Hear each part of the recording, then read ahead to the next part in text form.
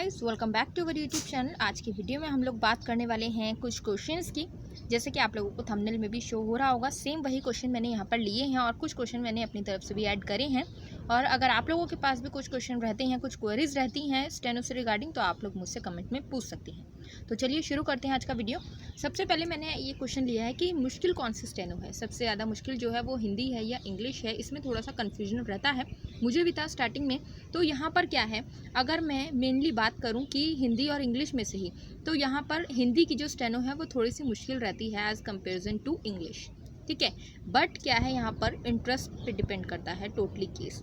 आप लोगों का अगर इंटरेस्ट जो है वो आप लोगों का हिंदी भाषा में है और आप इंग्लिश की कर रहे हैं, तो वहाँ पर आप लोगों को थोड़ी सी गड़बड़ी हो सकती है। और अगर इसके विपरीत बात करूँ तो अगर आप लोगों का इंटरेस्ट जो है वो इंग्लिश में है और आप स्टेनो हिंदी की कर रहे हैं, तो वहाँ पर भी मामला थोड़ा सा गड़बड़ हो जाता है। ऐसा अब किस लिए होता है ये आप लोगों को पता होगा, क्योंकि जब हम कोई भी भाषा सीखते हैं तो उसमें जो स्पेलिंग्स हैं, जो मात्राएं हैं, जो वर्तनी है, वो सब आती हैं और उसकी बारीक जो समझ है वो बहुत ज़रूरी होती है किसी भी भाषा को सीखने के लिए। तो उसी तरह से अगर यहाँ पर हम हिंदी की बात करते हैं तो हिंदी में जो मात्राएँ आ रही है आप लोग देख सकते हैं। यहाँ पर अगर आप लोगों की हिंदी वीक है तो आपको मात्राएँ समझ नहीं आएगी, कौन सी मात्रा लगानी है, और उसमें आप लोगों की गड़बड़ हो जाएगी। और अगर इंग्लिश की बात करें तो इंग्लिश में भी आप लोगों को जैसे वॉवल्स होते हैं, AEIOU, कहाँ पर कौन सी स्पेलिंग आनी है, कहाँ पर कौन सा स्वर आना है, वो नहीं समझ आएगा, तो वहाँ पर भी थोड़ी सी गड़बड़ी हो जाएगी। ठीक है, तो सबसे पहली बात ये है कि हिंदी की थोड़ी सी हार्ड रहती है और इंग्लिश की जो है, अगर आप लोगों ने हिंदी की सीख ली है तो आप इंग्लिश की जो स्टेनो है वो ईजिली अपने घर पे भी यूट्यूब से सीख सकती हैं। बट क्या है, सीख तो दोनों सकते हैं घर पे बैठकर, पर क्या है, एक टीचर की ज़रूरत रहती है यहाँ पर। बेसिकली अगर हिंदी की बात करूँ तो हिंदी में सीखने के लिए थोड़ा सा टाइम ज़्यादा लगता है, इंग्लिश में टाइम थोड़ा सा कम लगता है। ठीक है, तो अब यहाँ पर पहली बात ये है कि हिंदी थोड़ी सी हार्ड है, इंग्लिश थोड़ी सी कम हार्ड है। बट दूसरी बात क्या है, इंटरेस्ट की, कि अगर आप लोगों का इंटरेस्ट है सीखने में, अगर आप लोग क्रिएटिव हैं, आपको पसंद है नई चीज़ सीखना, तो आप लोग इजीली सीख सकते हैं, चाहे वो हिंदी की हो या फिर वो इंग्लिश की हो। ठीक है, तो कोई भी इसमें मुश्किल की बात नहीं है। ये मत सोचिए कि हिंदी की हार्ड है तो फिर हम नहीं सीखेंगे, हम इंग्लिश की तरफ जाएंगे। तो आप किसी भी लैंग्वेज को प्रेफर कीजिए, आपका इंटरेस्ट जिसमें है आप उसी में जाइए। अगर आप लोगों की इंग्लिश पे पकड़ अच्छी है तो इंग्लिश की करिए, अगर आप लोगों को हिंदी पसंद है तो आप हिंदी की करिए। ठीक है, और इसके अलावा क्या है, अगर आप लोगों ने जैसे हिंदी की कर ली, आपको पसंद आई, आपने अच्छे से कर ली कंप्लीट, उसके बाद क्या है, आप इंग्लिश की भी कर सकते हैं। ईजिली आपको समझ आ जाएगा कि किन किन तरह से यहाँ पर जो लेटर्स हैं, जो अक्षर हैं, वो मैच करते हैं दोनों लैंग्वेजेस के। ठीक है, तो आप लोगों ने अगर हिंदी की कर ली तो आगे चलकर आप इंग्लिश की भी सीख सकते हैं। उसका फ़ायदा क्या रहने वाला है, अगर आप लोगों ने एक करी है तो आप लोगों को जॉब में क्या है, ठीक है, नॉर्मली जैसे वो लोग लेते हैं, सिलेक्शन होता है, उस तरह से हो जाएगा। बट अगर आप लोगों ने दोनों करी है तो आपको क्या है, वहाँ पर पहले प्रेफर किया जाएगा। ठीक है, तो आई होप आपको ये समझ आ गया होगा कि मुश्किल कौन सी है और आपको करना कैसे है इसको सिलेक्ट, कि हिंदी की करनी है या इंग्लिश की करनी है। ठीक है, उसके बाद है कौन सी स्टेनो बेस्ट है, हिंदी की और इंग्लिश की। अब अगर बात करें जॉब की, क्योंकि स्टेनो करनी किस लिए है, सिर्फ जॉब के लिए करनी है, तो अगर जॉब की बात करें तो जॉब किस में मिलेगी, जॉब हिंदी और इंग्लिश दोनों में ही बराबर की मिलती है। ठीक है, गवर्नमेंट और प्राइवेट दोनों सेक्टर में होती है और हिंदी और इंग्लिश दोनों की होती है। अगर जैसे मैंने ऊपर आपको बताया कि अगर आपने हिंदी की कंप्लीट कर ली है तो आप लोग इंग्लिश की ईजिली कर सकते हैं। तो वहाँ पर जब आप जाएंगे जॉब के लिए तो आप लोगों के पास दोनों का सर्टिफिकेट होगा, या आप लोग बोल सकते हैं कि हाँ, मुझे दोनों स्टेनो आती है, हिंदी की भी आती है, इंग्लिश की भी आती है। तो वहाँ पर क्या है, ऐसे बच्चों को, ऐसे स्टूडेंट्स को, ऐसे लोगों को ज़्यादा प्रेफर किया जाता है। ठीक है, तो बेस्ट कौन सी है, वो हिंदी इंग्लिश दोनों है, आपकी जिसमें भी पकड़ है आप वो कर सकते हैं। ऐसा नहीं है कि हिंदी की जॉब जो है वो ज़्यादा निकलती हैं, इंग्लिश की वैकेंसीज जो हैं वो कम हैं। तो इस तरह से कोई भी प्रॉब्लम नहीं है, आप लोग दोनों अच्छे से कर सकते हैं, या आप लोग कोई भी एक भी अच्छे से कर सकते हैं। ठीक है, और जॉब किस में ज़्यादा अच्छी रहती है वो मैंने बता दिया। जैसे कि हिंदी की है तो जिन लोगों ने हिंदी करी है उनको हिंदी के लिए भी बहुत सारी जॉब्स अवेलेबल रहती हैं, जिन्होंने इंग्लिश करी है उनको भी इंग्लिश के लिए भी बहुत सारी जॉब्स अवेलेबल रहती हैं। जो अगर प्राइवेट सेक्टर हो या फिर गवर्नमेंट सेक्टर हो, दोनों ही में जॉब जो है वो बहुत अच्छी रहती है। ठीक है, सबसे जल्दी कौन सी सीख सकते हैं, अब इसमें क्या है, ये क्वेश्चन जो है मैंने बहुत लोगों से सुना है कि सबसे जल्दी कौन सी सीख सकते हैं। तो उसमें क्या है, अगर आपका इंटरेस्ट हिंदी सीखने में है, अगर आप सीख इंग्लिश की रहे हैं तो वहाँ पर टाइम लग जाएगा। इसके अलग अगर मैं बोलूँ तो अगर इंटरेस्ट जो है वो इंग्लिश में है और सीख हिंदी रहे हैं तो वहाँ पर भी टाइम लग जाएगा।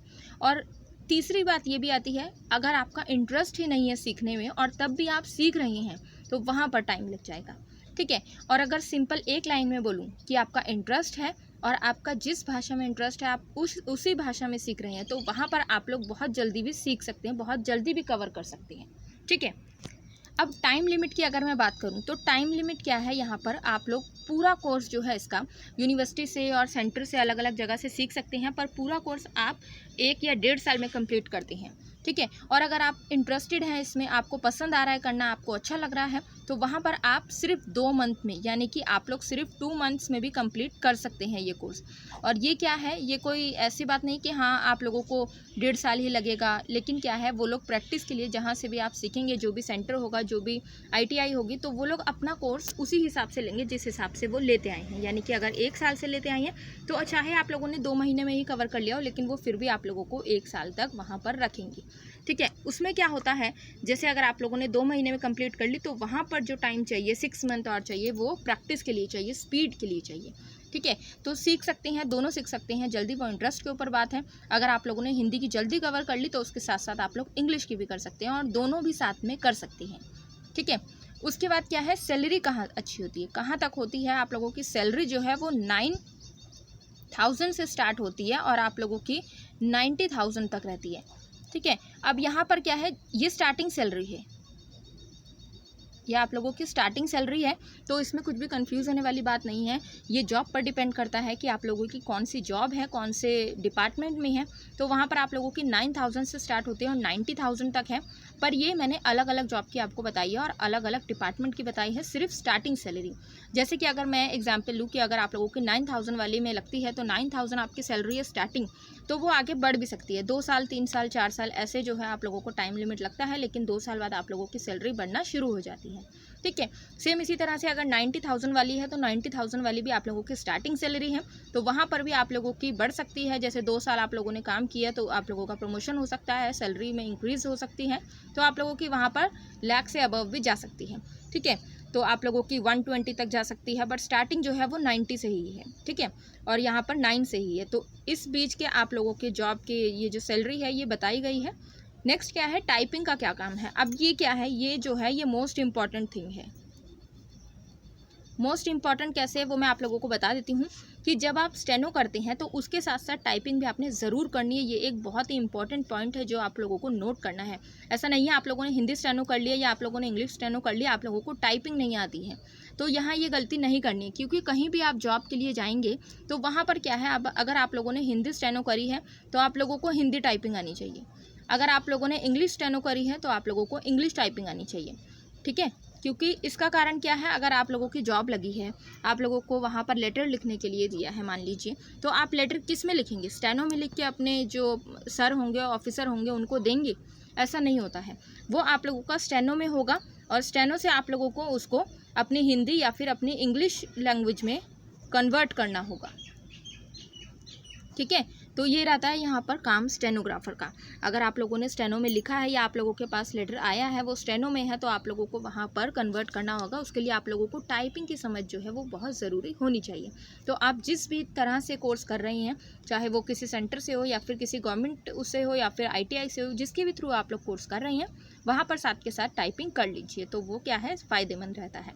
क्योंकि उसके बाद अगर आप लोगों को पता लगता है तो वहाँ पर टाइम निकल चुका होता है, तो जितना आप स्टेनो कर रहे हैं उतना आप टाइपिंग सीख सकते हैं, वो साथ के साथ आप लोगों का कवर हो जाएगा, ठीक है। तो ये मैंने आंसर दे दिए हैं सबके। इसके अलावा भी अगर आप लोगों के पास कुछ भी डाउट रहता है तो आप लोग पूछ सकते हैं। सो आज की वीडियो में इतना ही। Thank you so much for watching this video.